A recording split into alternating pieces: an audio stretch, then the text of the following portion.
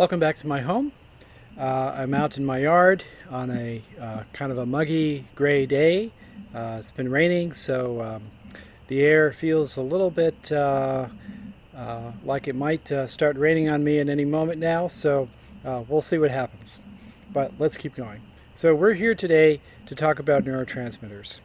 So this reflects our second core concept in the field of neuroscience. Again, continuing on in our thinking about the important means by which neurons communicate using electrical and chemical signals. So now we're going to focus on what exactly those chemical signals are.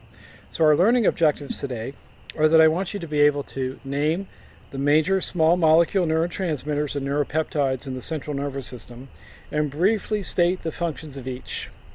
And I want you to think with me about the factors that determine the effect of neurotransmitters on postsynaptic neurons. All right. Well, let's begin by reviewing what we talked about last time about the organization of chemical synaptic transmission. And this slide gives you again an overview of the processes that are involved in chemical synaptic transmission, beginning with the steady state, where we find in the presynaptic terminal a variety of organelles, and of course our presynaptic vesicles that are loaded up with neurotransmitter ready to go. And what happens then with the arrival of an action potential is a wave of depolarization spreads along the pre-terminal membrane, which eventually reaches voltage-gated calcium channels. And those channels open, calcium rushes in, which is the key triggering event, which leads to the fusion of the presynaptic terminal membrane and the membrane of the synaptic vesicle. So that happens as the snare complex, which is present out here, twists and tugs and pulls those membranes together once calcium associates with synaptotagmin. And as those membranes begin to fuse, they form what we call a fusion pore, and that allows for neurotransmitters then to diffuse out of the synaptic vesicle into the synaptic cleft. And from there, the neurotransmitters can associate with receptors for those neurotransmitters in the postsynaptic side of the synapse. And as receptors and transmitters interact, typically ion channels open and close. That could lead to the generation of a wave of depolarization in that postsynaptic process, and maybe even with enough summation of inputs that are doing the same thing at the same time, there could be an action potential generated in that postsynaptic cell. Meanwhile, the membrane of the vesicle is recycled back for further activity. And this involves the coating of the vesicle membrane with a protein called clathrin and the association of clathrin with other molecules that facilitate the pinching off of that vesicle membrane, and then it's trafficking back into the pool of vesicles that are ready to be filled again with their neurotransmitter and re-enter this vesicle cycle. Okay, well, let's let that suffice as a brief review of chemical synaptic transmission. Again, I would refer you to the animation associated with the textbook Animation 5.2 on chemical synaptic transmission, which will review all of these processes in a nice, short, succinct presentation. All right, well, what we're here to talk about today is neurotransmitters. And neurotransmitters come in two broad kinds of categories based on their structure. And these two categories of neurotransmitters interact with different kinds of receptors. So we have two broad classes of neurotransmitters based on the size of the molecules. One category we call small molecule neurotransmitters for obvious reasons. And then to contrast those small molecule transmitters, we have neurotransmitters that are actually small peptides. And so these peptides, of course, are comprised of amino acids that are covalently bound to one another, and sometimes these peptides can be quite sizable. So small molecule transmitters and peptide transmitters. So these two classes of transmitter bind to two classes of receptor. One class of receptor we call ionotropic receptors.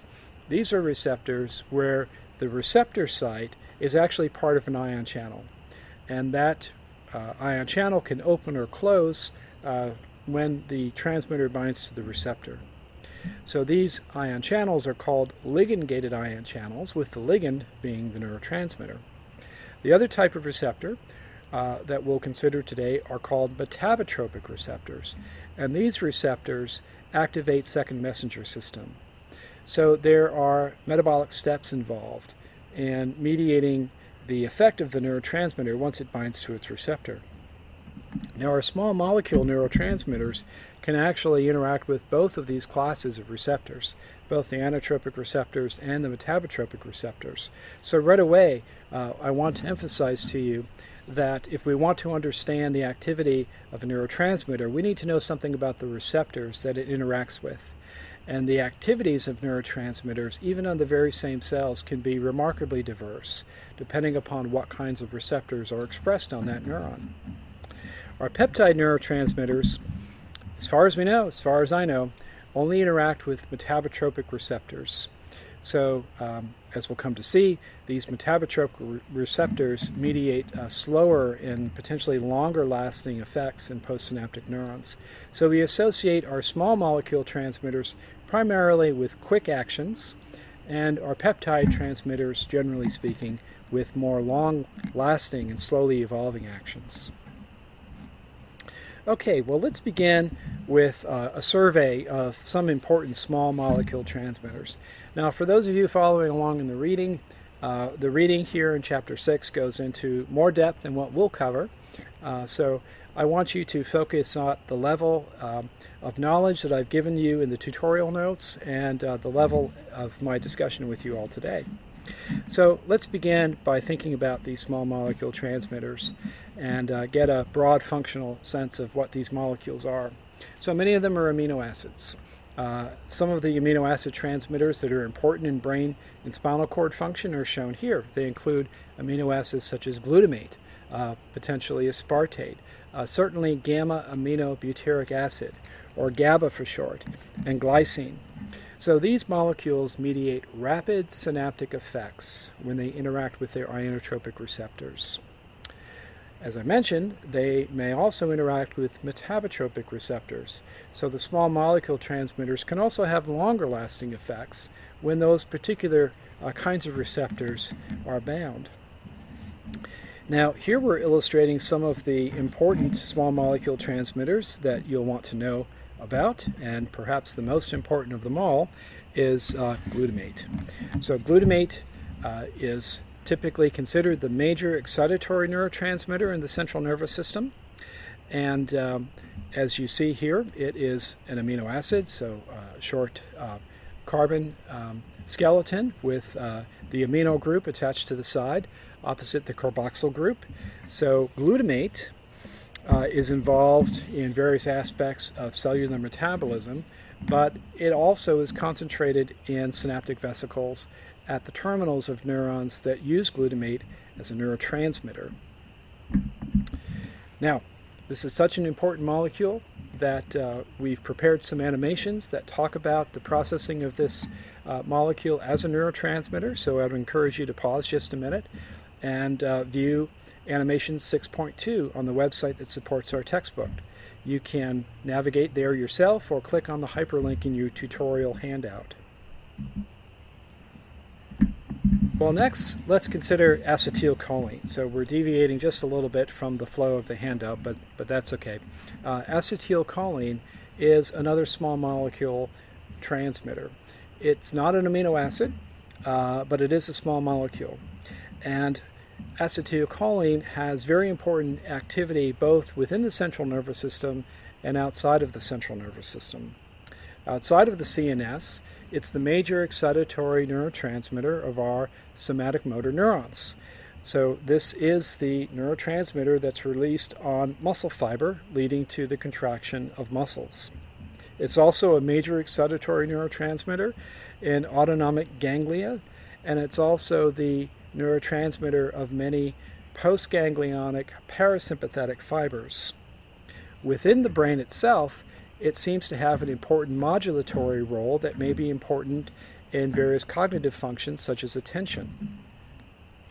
Just as an example of how one such small molecule neurotransmitter might be processed, let's take a closer look at a cholinergic synapse. And so we have this illustrated here in figure 6.2. And so within the presynaptic compartment, we've got the metabolic machinery that's necessary for producing acetylcholine. In this case, acetylcholine is synthesized by an enzyme called choline acetyltransferase from acetyl-CoA, one of the products of oxidative metabolism, and choline, a dietary compound that's important for various aspects of nutrition and brain health. Well, acetylcholine is synthesized in the presynaptic terminal, packaged into synaptic vesicles, and then released in a calcium-dependent fashion. When acetylcholine is in the synaptic cleft, it can interact with postsynaptic receptors, which can be either of the ionotropic or metabotropic variety. And once acetylcholine has been released into the synaptic cleft, it can be degraded by an enzyme called acetylcholinesterase. And when that happens, the choline portion of the molecule is taken back up into the presynaptic terminal and recycled.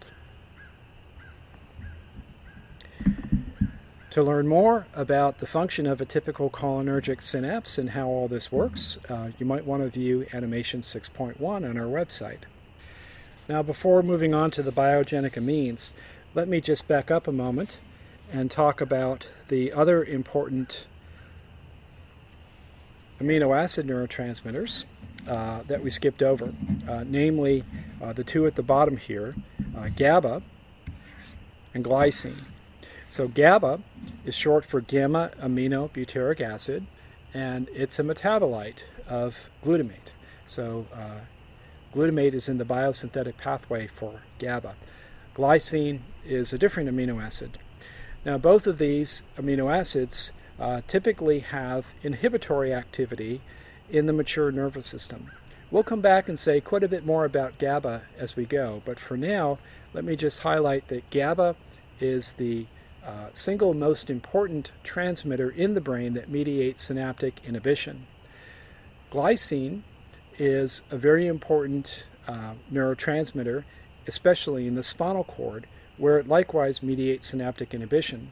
Glycine also plays an important role at synapses that release glutamate, where glycine serves as a co-transmitter whose binding is important for the activity of one type of receptor for glutamate.